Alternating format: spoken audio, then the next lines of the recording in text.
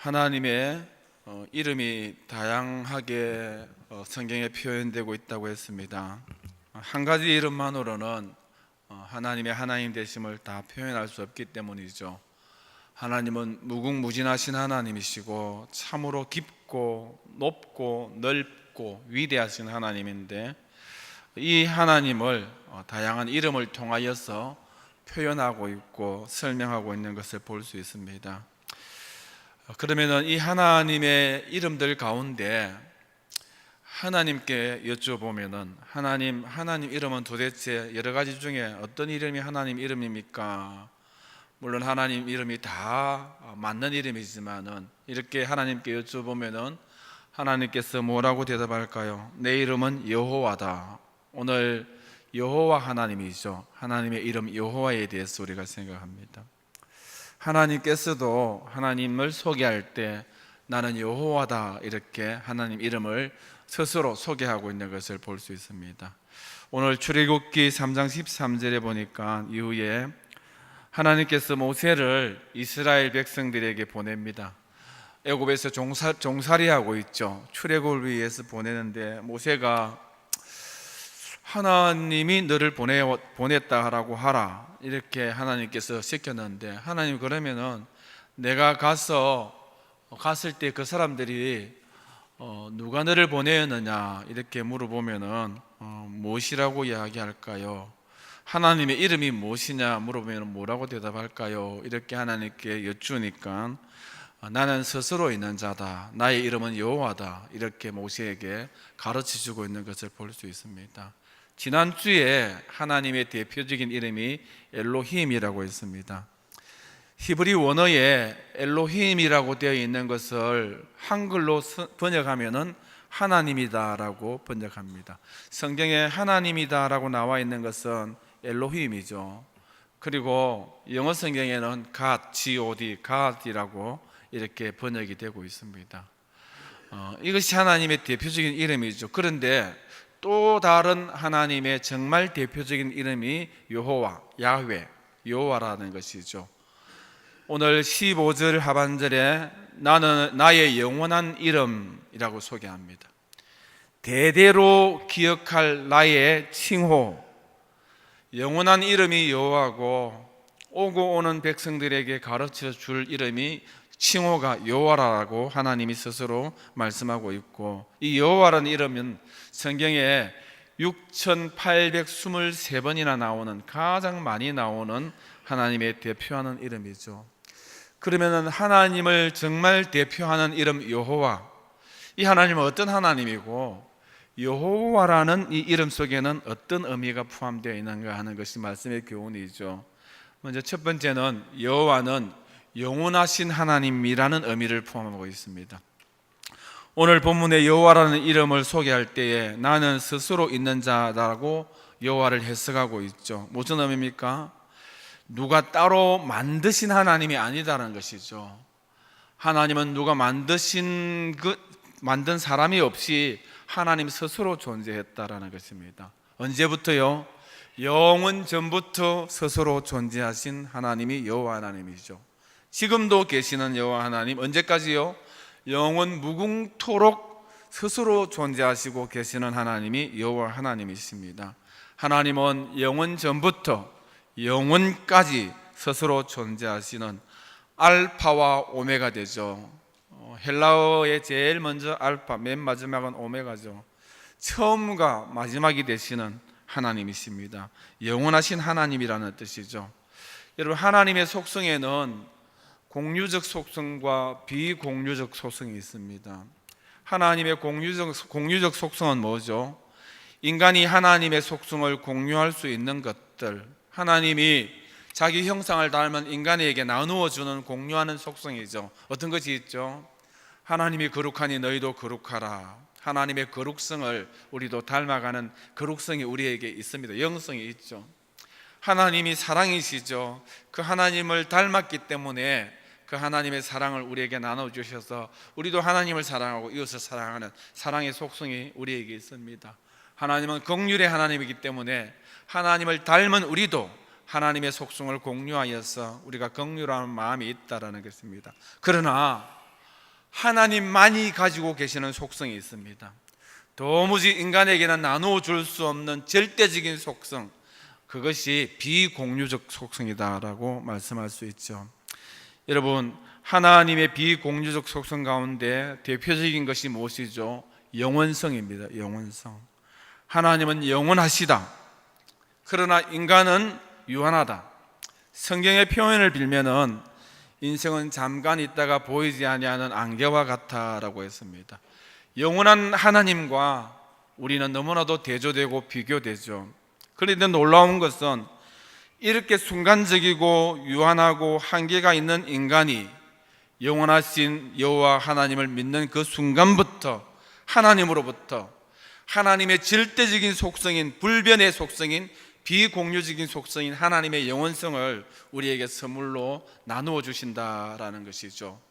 인간이 공유할 수 없는 비공유적인 속성인 하나님의 영원성을 감히 인간에게 나누어 공유할 수 있도록 하나님께서 주신다라는 것, 여러분, 이것이 복음이고 이것이 은혜입니다. 우리에게는 도무지 흉내낼 수 없는 영혼이죠. 그런데 하나님께서 하나님만이 가지는 그 영혼을 저와 여러분에게 나누어 주었다라는 것. 여러분, 이 영생의 복음, 이 영생의 은혜는 제한적입니다. 이 영생은 아무나 가질 수 있는 것도 아니고 세상이 줄 수 있는 것도 아닙니다. 이 영생은 세상이 꿈꿀 수 있는 것도 아니고 세상이 이해할 수 있는 것도 아닙니다. 하나님의 이름 여호와, 영원하신 여호와를 깨닫는 자, 영원하신 여호와를 믿는 자, 그의 이름을 부르는 자에게만 주시는 하나님의 특별한 선물이요 은혜가 영원이다라는 것이죠. 복된 소식이죠. 그래서 성경은 이 복음의 비밀을 이렇게 밝힙니다. 요한복음 17장 3절에 영생은 곧 유일하신 참 하나님과 그가 보내신 자 예수 그리스도를 아는 것이다. 하나님과 예수 그리스도 안에서만이 영원할 수 있다라는 것. 저와 여러분은 오늘 이 시간에 존재하기 때문에 앞으로 영원히 소멸되지 아니하고 영생하는 줄 믿습니다. 왜 그렇죠? 우리가 야훼 하나님, 여호와 하나님, 영원하신 하나님을 믿기 때문이에요. 그 하나님이 이 영원의 하나님, 우리에게 영생을 선물해 주셨기 때문입니다. 여러분, 오늘 한국에서 제일 더운 날씨가 어디일까요? 한국에서 제일 더운 곳이 어디입니까? 신문에 보니까 경주가 제일 덥다 하더라고요. 왜 하필 경주입니까? 오늘 37도, 38도, 불볕더위, 폭염, 전국에서 최고 기온 경주, 딱 이렇게 써져 있더라고요. 참 덥죠. 나가면 숨이 막힙니다. 앞으로 이제 낮이 되면 더 숨이 막히겠죠. 이런 더운 날에 우리가 주님 앞에 나와서 이렇게 예배를 드립니다. 농산일로 바쁘고 피곤하지만은 하나님 앞에 깨끗한 옷 입고 마음을 가다듬고 하나님 앞에 예배를 드리죠. 저와 여러분이 비가 오나 눈이 오나 이렇게 더운 날씨에나 변함없이 하나님 앞에 예배 드리는 성도로서 삽니다. 저와 여러분이 신앙생활 이유가 무엇일까요? 왜 신앙생활을 할까요? 중요한 문제입니다. 오늘 우리가 돈 때문에 신앙생활 할까요? 건강 때문에, 출세 때문에, 이 세상의 축복 때문에 신앙생활 할까요? 결코 아니다는 것이죠. 오늘 저와 여러분이 이 무더운 날 여전히 하나님을 믿고 신앙의 삶들을 사는 신앙의 이유는 영생 때문입니다. 영혼의 세계가 있기 때문이죠. 영원하신 여호와 하나님이 계시기 때문에 그 하나님을 소명하면서 우리도 영원한 영생을 누리기 위하여서 신앙생활을 한다라는 것이죠. 그런데 많은 경우에 있어서 세상 사람들, 또 하나님을 믿는다라는 성도들도 너무 세상에 집착되어 있다라는 것입니다. 신앙생활의 이유가 이 세상에서 보다 건강하고 이 세상에서 좀 잘 살고 형통하고 행복하는 것에 목적을 두고 신앙생활을 할 때가 많이 있다라는 것이죠.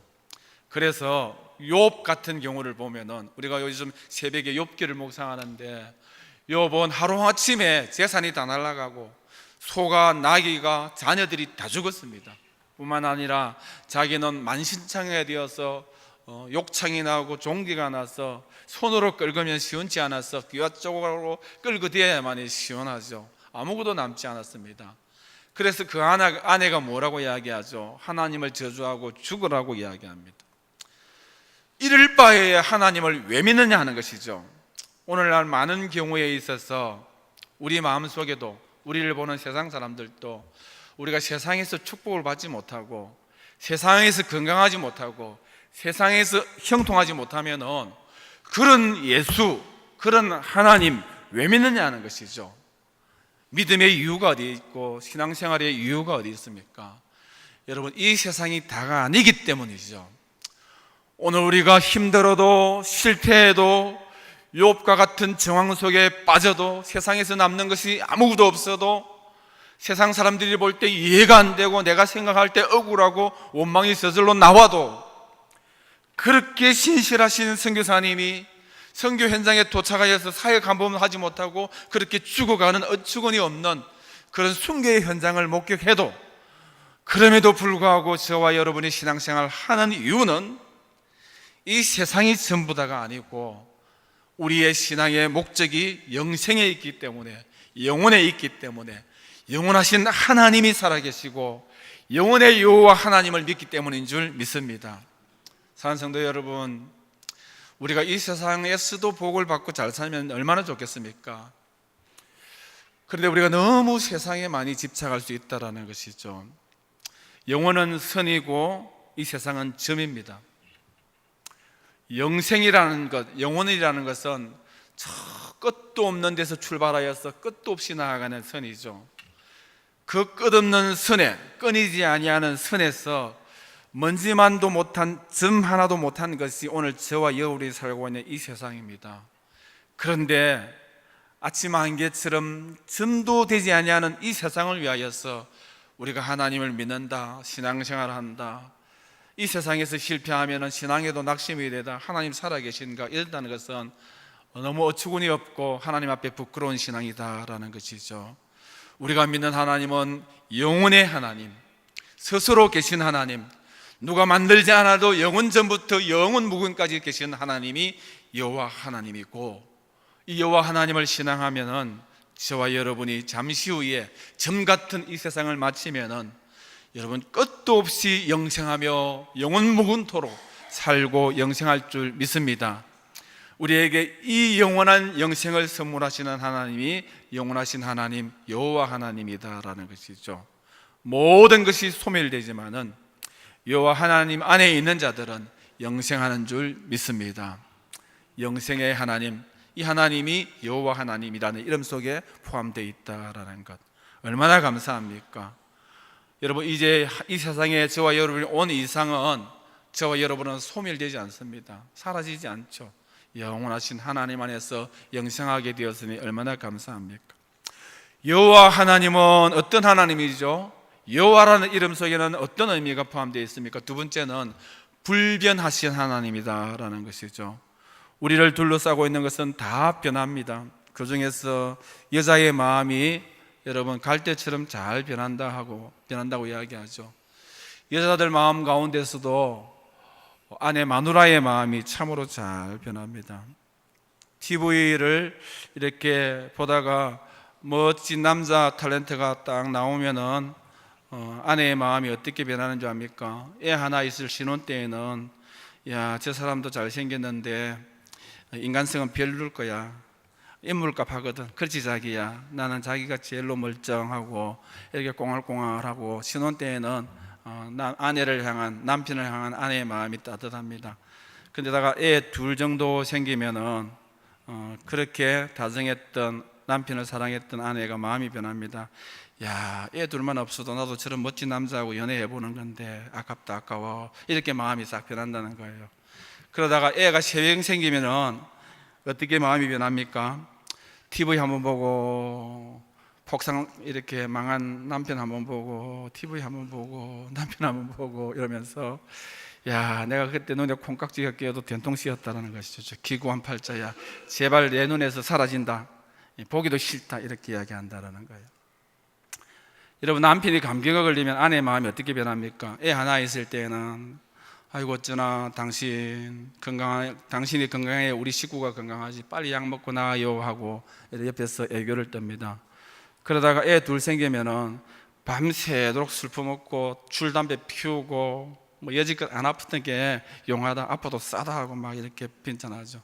그러다가 애 세 명 생기면은 옆에서 남편이 콧물만 훌쩍거려도 애들한테 옮기기만 해봐라 하고 막 이렇게 야단을 친다라는 거예요.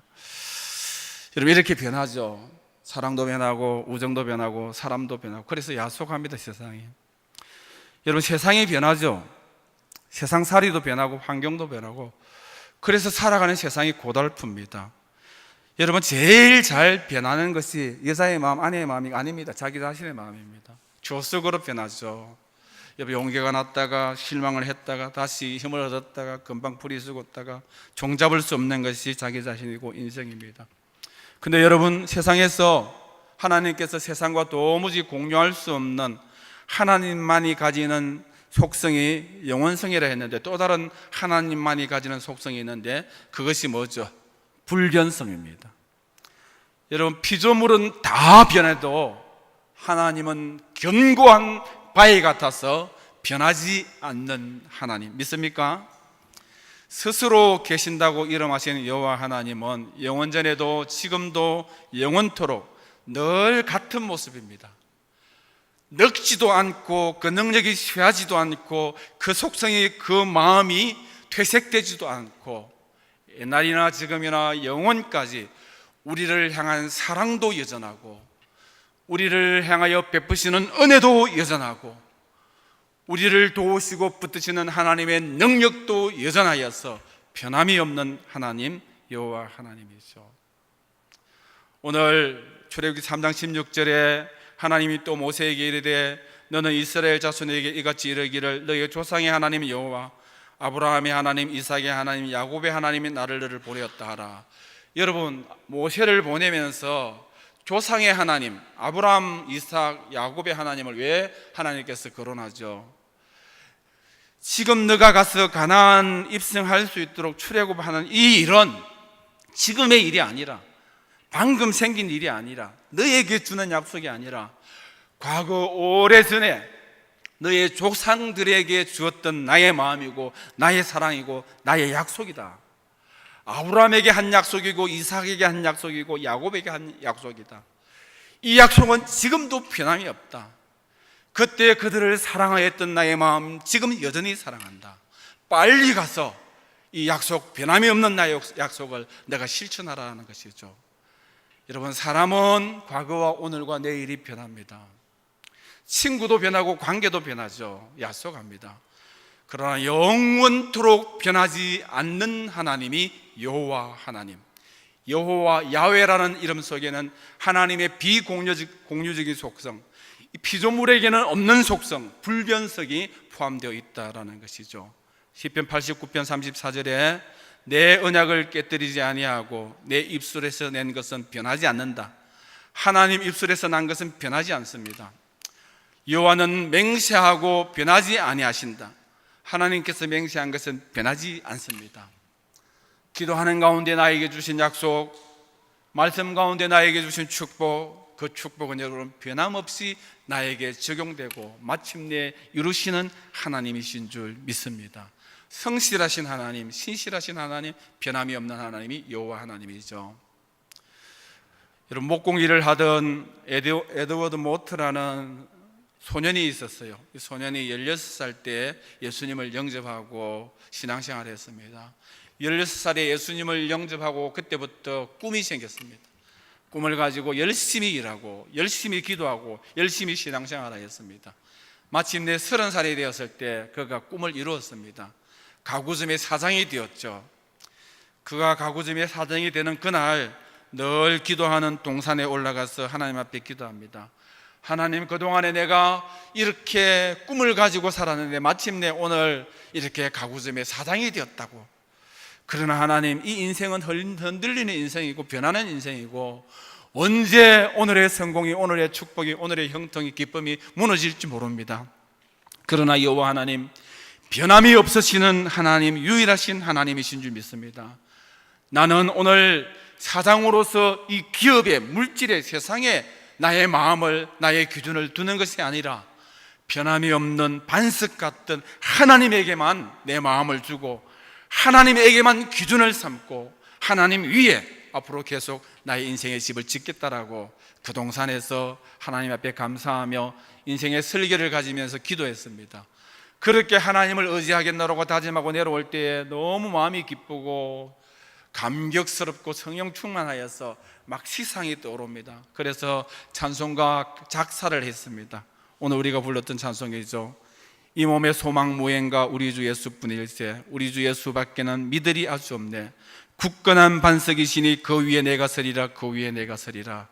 하나님 반석 대신 변함없는 여호와만 내가 일평생 의지하며 살겠다라고 그가 이렇게 찬송 가사를 만들고 노래했습니다. 그가 55세가 되었을 때 이렇게 살아서는 안 되겠다. 자기가 죽을 날이 얼마 남지 않은 줄 알고 남은 생에는 목회자로 살아야 되겠다. 신학 공부를 하고 목사가 되었습니다. 22년을 열심히 목회했죠. 마지막 강단에서 설교할 때에도 최선을 다해서 영원하신 하나님, 변함이 없는 하나님을 설교하고 그가 그날 마지막 예배하면서 이렇게 천국 갔다는 거예요. 마지막에 부른 찬송이 뭐죠? 그가 지었던 찬송. 바라던 천국 올라가 하나님 전에 배울 때 구주의 얼을 힘입어 어여시 앞에 서리라. 굳건한 반석이시니 그 위에 내가 서리라. 그 위에 내가 서리라. 젊은 날 여러분 에드워드 모트는 세상 것은 다 변한다는 것을 알았어요. 그러나 여호와 하나님, 변함이 없는 하나님, 반석 같은 하나님, 굳건한 반석 위에 내가 세워야 돼, 인생을 세워야 되겠다 다짐하면서 일평생 그 반석을 붙들고 변함이 없는 주님을 위하여서 살다가 영원한 나라에 입성했다라는 것이죠. 사랑하는 성도 여러분, 변화무쌍한 이 세상에서 여러분 우리 인생이 요동칠 수밖에 없습니다. 저와 여러분이 흔들리지 아니하고 이 세상에 건강을 잃을 때에도, 변하여 관계가 깨어질 때에도, 여러분 변하여 실패했을 때에도, 욥처럼 우리의 모든 소유가 날아갔을 때에도 견고하여 흔들리지 아니하는 반석 같은 굳건한 반석 야훼 하나님을 붙들고 살아간다면은 우리가 실패자가 되지 아니하고 궁극적으로 승리하는 성도가 될 수 있으리라 믿습니다. 시편 62편 2절에 오직 그만이 나의 반석이요 나의 구원이시요 나의 요새시니 내가 크게 흔들리지 아니하리라. 여러분 다윗도 그렇게 변함이 많은 세상에서 흔들림 없이 살 수 있었던 것은 변하지 아니하는 하나님 여호와를 붙들었기 때문입니다. 하나님은 결코 아니 절대로 변하지 않습니다. 여호와 하나님이시죠. 변하지 않는 여전한 사랑, 여전한 은혜, 여전한 능력으로 현존하시고 도와주시는 그 하나님 붙들고 승리하는 그런 저와 여러분 되시기를 축원드립니다. 말씀을 정리합니다. 여호와 하나님, 여호와는 무슨 뜻일까요? 무슨 하나님이십니까? 현존하시는 하나님이십니다. 여러분 변함이 없다, 그리고 영원하시다 하여서 초월하시는 하나님이 아니죠. 오늘 우리 가운데 나타나시는 하나님, 힘들고 어려울 때 방관하지 아니하시고 구경하지 아니하시고 우리 가운데 찾아오시는 하나님, 찾아오셔서 도와주시는 하나님이 여호와 하나님입니다. 오늘 3장 7절 8절에 보니까 여호와께서 이르시되 내가 애굽에 있는 내 백성의 고통을 분명히 보고 그들이 그들의 감독자로 말미암아 부르짖는 것을 듣고 그 근심을 알고 내가 내려가서 그들을 애굽인의 손에서 건져내고 그 땅에서 인도하여 그리고 그 지방에서 데려간다. 보십시오. 분명히 고통을 본다, 부르짖음을 듣는다, 근심하는 것을 안다, 내려간다, 건져낸다, 인도한다, 데려간다. 여러분 행동하는 하나님, 움직이는 하나님, 우리 가운데 찾아오시는 하나님, 현존하시는 하나님이죠. 영원하신 하나님이시기 때문에 그때에도 계신 하나님이 오늘도 계십니다. 변함이 없는 하나님이기 때문에 그때나 지금이나 변함없이 우리 가운데 나타나셔서 일하시는 하나님이시다는 것이죠. 여러분 품 안에 있는 아이들은 자꾸 크면서 자기들만의 세계를 가집니다. 어릴 때는 부모의 보호 안에서만 자라서 부모님을 많이 의지하는데 여러분 아이들이 자라면서 자기들 세계가 있어서 부모가 삐집고 들어갈 수 있는 여력이 잘 없죠. 그것이 부모의 안타까움입니다. 여러분 제가 미국에 있을 때 이렇게 1층에 제가 거실에 저 서재가 있었습니다. 2층에 서재가 있었죠. 아이들이 이렇게 와서 이제 3층 자기 방으로 올라갑니다. 이렇게 저를 보면서 잘 올라가는데 저는 아이들을 많이 기다리죠. 그래서 아들이 오면 한빈 오늘 잘 지냈나 하고 막 말을 겁니다. 그러면은 아빠 잘 계셨어요? 어떻게 보냈습니까? 뭐 가까이 와서 말 한마디 썼고 이런 게 아닙니다. 딱 계단으로 올라가다가 딱 저 서재 거실에 제가 있는 걸 보면서 저는 막 애타는 눈으로 아들을 보고 어쩌고 쭉쭉 하는데 아들은 타고 자 올라가 버리죠. 헤이 하고 올라가 버립니다. 여러분 밤 늦게까지 늦게 와가지고 새벽맞이 잠이 들죠. 잠이 들어서 이렇게 아침에 늦잠을 잡니다. 아들하고 이야기 한번 하고 싶은데 아들이 밤에 늦게 오지요. 아침에 일어나지도 않지요. 그래서 아버지가 잠자고 있는 아들을 푹 덮치죠. 아들아 하고 탁 덮치면은 뭐 아버지가 아들이 좋아서 그렇게 하는 거 아닙니까? 그러면 아들은 짜증을 냅니다. 뭔데 하고 막 짜증을 내고 막 밀치내죠. 이것이 아버지고 이것이 아들입니다. 아이들하고 앉아서 식탁에서 오손도손 밥 좀 먹고 이야기 좀 하고 얼굴 좀 맞대고 이러기가 쉽지 않죠. 한 번은 여러분 우리 아이가 신발을 좋아하죠. 그래서 그거 신발을 사준다고 약속을 했습니다. 몰에 데려갔죠. 하나 사면 또 다른 하나는 50% 세일을 하죠. 싸게 산다는. 하나 사면 다른 하나는 50%. 그러니까 컬러 색깔이 다른 거 두 개를 고급 신발을 사주고 난 다음에야 비로소 같이 앉아서 밥도 좀 먹고 어깨동무도 좀 하고 아이스크림 먹을래 이러면 그래 하고 뭐 반응이 오는 거예요. 그래서 아이스크림도 먹고 손도 잡고 여러분 그래 해야만이 비로소 아버지 같고 아들 같은 시간을 보낼 수 있다는 것이죠. 이것이 아버지입니다. 아버지는 아들에게 쩔쩔맵니다. 왜죠? 사랑하기 때문이죠. 여러분 아이들이 진심으로 다가오면은 어쩔 줄 몰라 하고 감기가는 것이 아버지입니다. 누군가가 이런 표현을 했습니다. 하나님은 인생들 앞에 무릎 꿇고 비시는 하나님이다. 여러분 하나님이 인생을 얼마나 사랑했으면은 아버지의 마음으로 아이들하고 함께 있고 싶어서 무릎 꿇고 비시는 하나님, 이것이 하나님이죠. 때로는 거룩하시고 때로는 공의롭고 때로는 무섭고 근엄하시지만은 그래서 때로는 책망하고 징계도 하시지만은 그것은 하나님 본심이 아니라는 것이죠. 하나님의 본심은 긍휼이고 사랑입니다. 우리를 보고 싶어하고 우리와 함께 있고 싶어하고 우리 가까이에 무릎 꿇고 비는 듯한 하나님